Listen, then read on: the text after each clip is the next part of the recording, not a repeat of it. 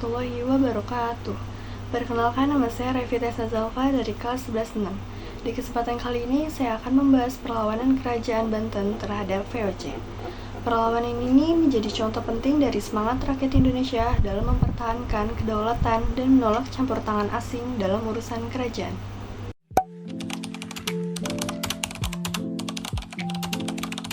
Nah, yang pertama kita bahas yaitu tempat dan waktu terjadinya. Perlawanan ini terjadi di Kerajaan Banten yang terletak di wilayah barat Pulau Jawa. Konflik besar antara Sultan Ageng Tirtayasa dan Sultan Haji yang melibatkan Belanda, yaitu terjadi sekitar tahun 1680 sampai 1682 Masehi.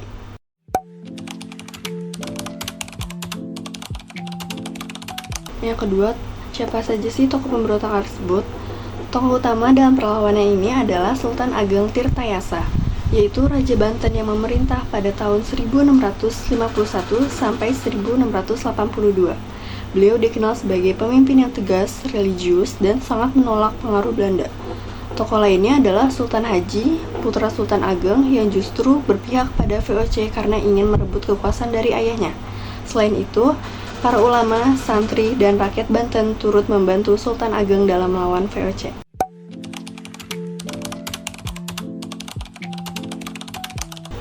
Latar belakang perlawanan ini berawal dari usaha VOC menguasai perdagangan di Banten, terutama perdagangan lada yang menjadi komoditas penting saat itu. Sultan Ageng Tirtayasa menolak monopoli VOC dan memilih membuka perdagangan bebas dengan Inggris, Denmark, serta kerajaan Islam lain seperti Makassar dan Aceh. VOC merasa dirugikan dan mulai memecah belah kerajaan dengan menarik simpati Sultan Haji. Ketegangan antara ayah dan anak ini diperparah oleh Sultan Belanda hingga akhirnya menimbulkan perang saudara di dalam kerajaan Banten.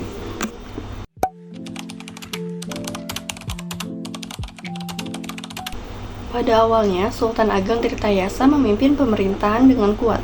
Ia membangun benteng, memperluas wilayah, dan memperkuat armada laut untuk melawan VOC. Namun setelah Sultan Haji bersekutu dengan Belanda, situasi mulai memburuk. VOC mengirim pasukan bersenjata modern untuk membantu Sultan Haji melawan pasukan ayahnya sendiri.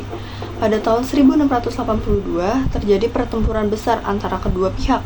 Pasukan Sultan Ageng berhasil mengepung istana, tetapi VOC datang membantu Sultan Haji dan akhirnya berhasil menahan Sultan Ageng. Beliau kemudian ditangkap dan dipenjarakan di Batavia hingga wafat pada tahun 1692. Meskipun begitu, rakyat Banten terus melakukan perlawanan kecil dan gerilya di berbagai daerah. Perlawanan ini menjadi simbol penolakan terhadap dominasi Belanda di Banten.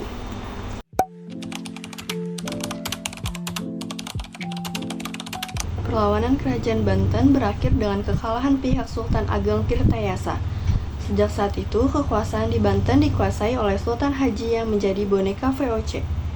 Banten semakin lemah dan akhirnya pada tahun 1808 kerajaan ini secara resmi dihapuskan oleh pemerintah kolonial Belanda di bawah Gubernur Jenderal Herman William Daendels.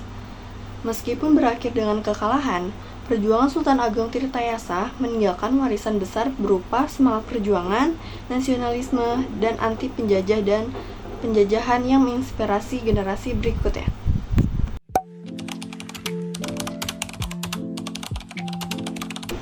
Perlawanan kerajaan Banten mengajarkan kita pentingnya persatuan dan keteguhan hati dalam perlawanan penjajahan.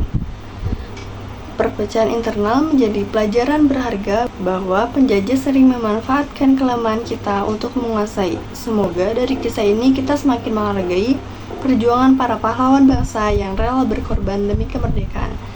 Terima kasih yang sudah menonton, kurang lebihnya mohon maaf. Wassalamualaikum warahmatullahi wabarakatuh.